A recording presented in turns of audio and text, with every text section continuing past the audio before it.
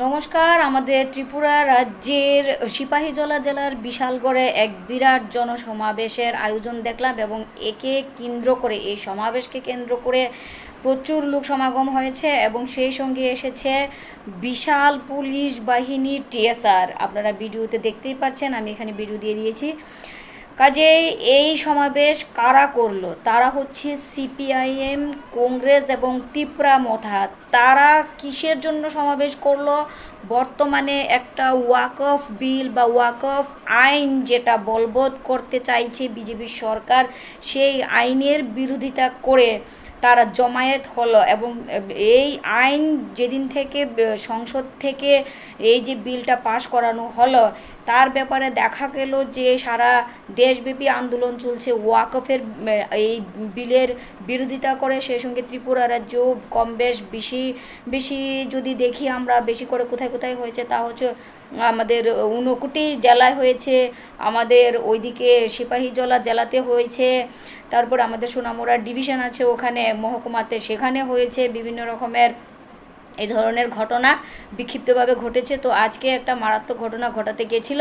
তো সেইখানে আমাদের প্রথমে বুঝতে হবে যে ওয়াকফ বিলের বিরোধিতা করে যেখানে কংগ্রেস, সিপিআইএম, ত্রিপুরামতা এক হয়ে জোটে সামিল হয়েছে, সেখানে তাদেরকে আমরা তীব্র ধিক্কার জানাই এবং নিন্দা জানাই। এই কারণে যে তারা বর্তমানে কিছুদিন আগেও যখন ত্রিপুরার বিধানসভায় শীতকালীন অধিবেশনে বিজেপি যখন বেতন ভাতা বৃদ্ধির বিষয়টি উত্থাপন করে বা এই এই ব্যাপারে, তখন তো তাদের মুখ থেকে একটিও প্রতিবাদের ভাষা শুনিনি যে আমরা জনহিতে এসেছি, জনগণের কল্যাণ করব, বেতন ভাতা বৃদ্ধির প্রয়োজন নেই আপাতত।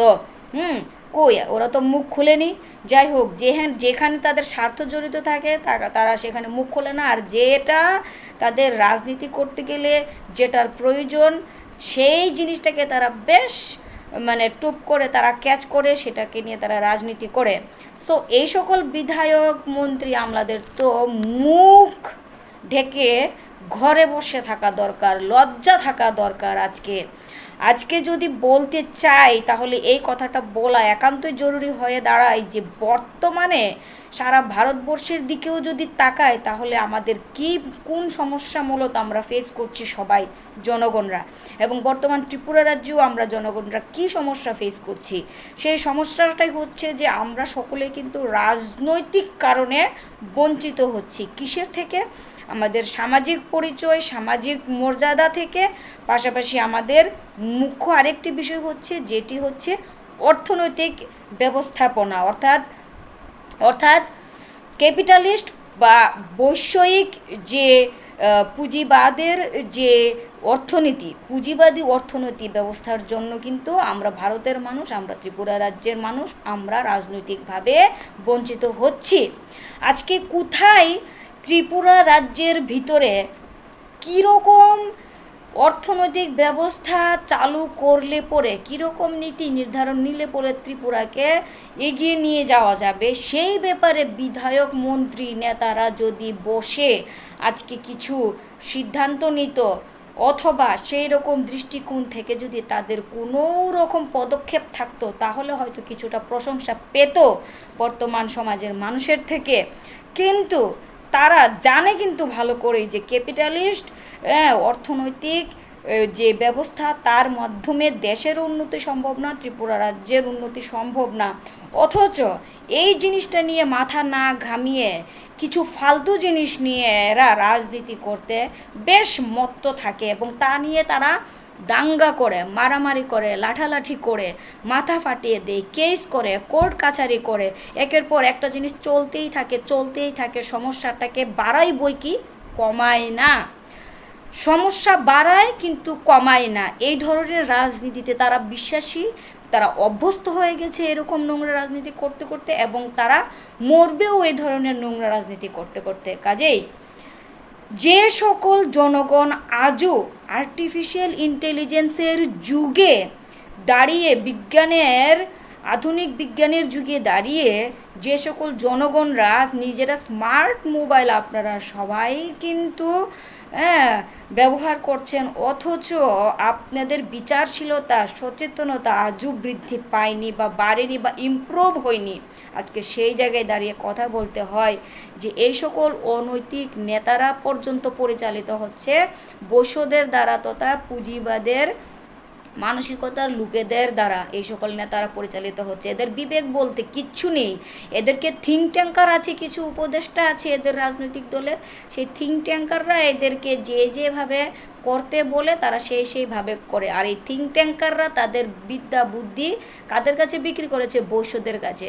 কাজেই আলটিমেটলি বৈশ্যরা অর্থাৎ ক্যাপিটালিস্টরা থিঙ্ক ট্যাঙ্কার তথা বুদ্ধিজীবীদেরকে দিয়ে এই নীতি নির্ধারণ তৈরি করিয়ে রাজনৈতিক দলের নেতাদের উপরে তারা এই নির্দেশনা দিয়ে দেয় যে এইভাবে আপনারা রাজনীতিটা চালিয়ে যান, এইভাবে ক্ষমতাটা ধরে রাখেন, বিধায়কের পদ, এমপির পদ, সংসদের পদ এগুলোকে মিস করবেন না, এগুলোকে এইভাবেই ধরে রাখেন।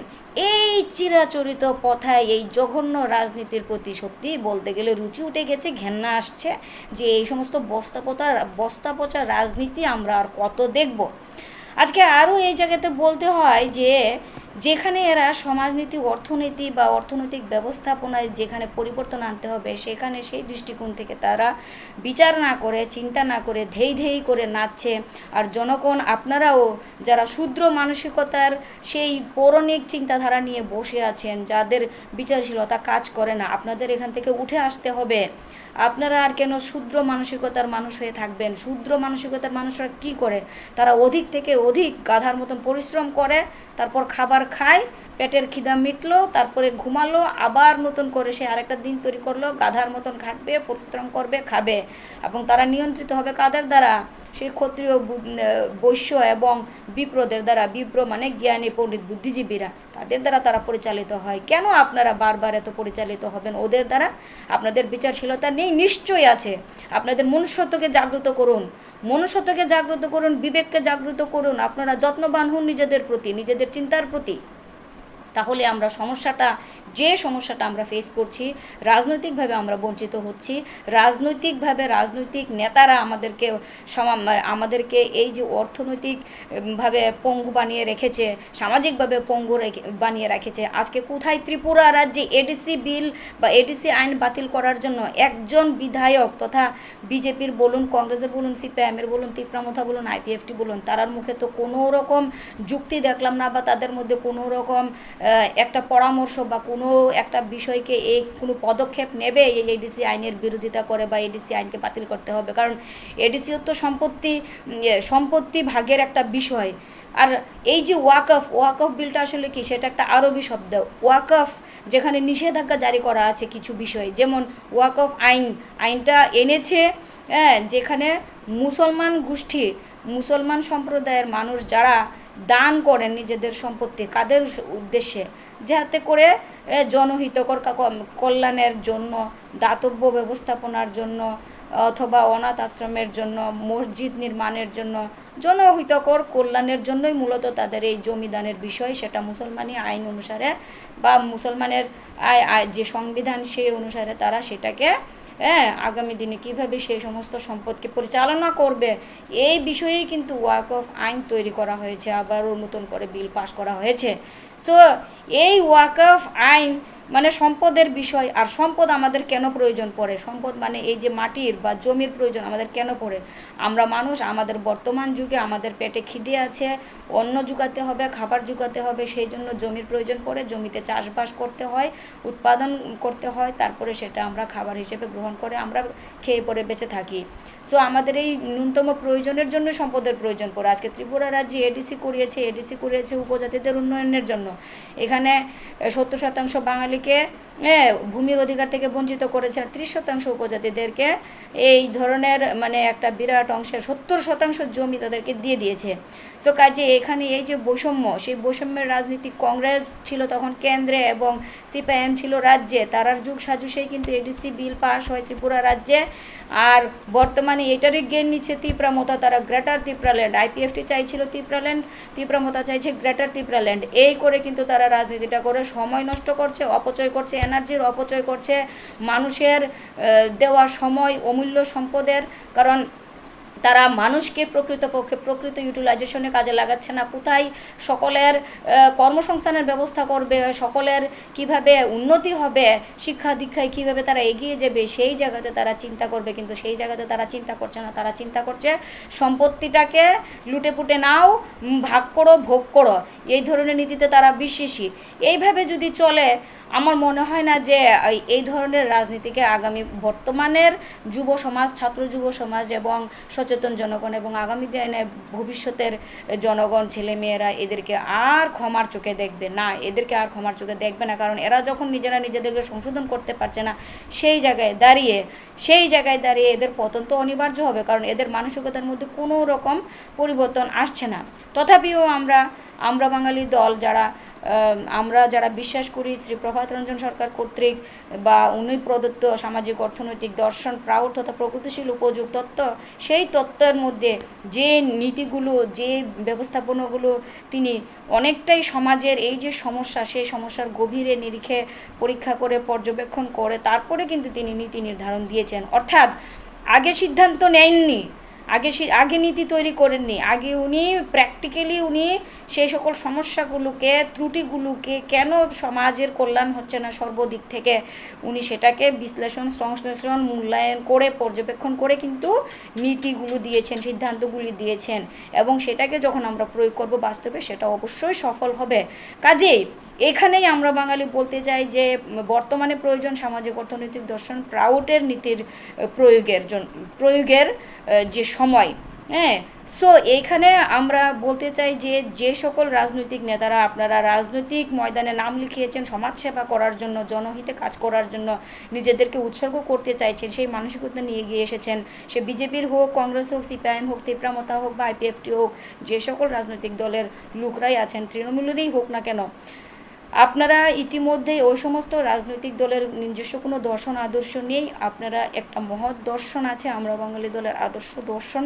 সেই দর্শনকে আমরা যদি বাস্তবায়ন করি, আমরা অবশ্যই সফল হব, সবাই মিলে সফল হব, সবাই মিলে কাজ করলে আমাদের বেশিক্ষণ সময় লাগবে না ত্রিপুরাকে উন্নতির শিখরে নিয়ে যেতে। কাজেই আপনাদের সহযোগিতা আমরা অবশ্যই কামনা করি। আপনারা আর বিজেপি, কংগ্রেস, সিপিআইএম, তীব্রামতা পাগলের মতন ওই সমস্ত বৈশ্যদের দ্বারা পরিচালিত থিঙ্ক ট্যাঙ্কার বা উপদেষ্টা মণ্ডলী বা বুদ্ধিজীবীদের কথায় আপনারা আর নাচবেন না। আপনাদের নিজস্ব ব্যক্তিত্ব যতটুকুনি আপনারা অর্জন করেছেন, সেখান থেকে আরও আপনাদেরকে শিখতে হবে, জানতে হবে, বুঝতে হবে, রাজনীতিতে নতুন চমক আনতে হবে রাজনীতিতে নতুন পরিবর্তন, এবং নীতির যে রাজ, সেটাই হচ্ছে রাজনীতি, যেখানে নীতি হবে জনহিতে, কল্যাণকর। কাজে আমরা এগিয়ে যাব, সেই ভাবনা নিয়ে রাজনীতি করব, আমরা বাঙালি দলের আদর্শকে গ্রহণ করে। আপনাদেরকে আহ্বান জানাচ্ছি এবং সেই সঙ্গে আপামর ত্রিপুরার জনসাধারণকেও আমি ভিডিও বার্তার মাধ্যমে আহ্বান জানাচ্ছি যে আমরা আর সময় নষ্ট করব না। আমরা নতুনভাবে সমাজের এই যে মূল সমস্যা, অর্থনৈতিক সমস্যা, সেটাকে গুছাবো এবং আমরা সবাইকে তারপরে ধীরে ধীরে সুন্দরভাবে এগিয়ে নিয়ে যেতে থাকবো। সবশেষে এটাই বলবো, সামাজিক অর্থনৈতিক দর্শন প্রাউড জিন্দাবাদ, আমরা বাঙালি জিন্দাবাদ, দুনিয়ার বাঙালি এক হো, দুনিয়ার নীতিবাদীরা এক হো। নমস্কার।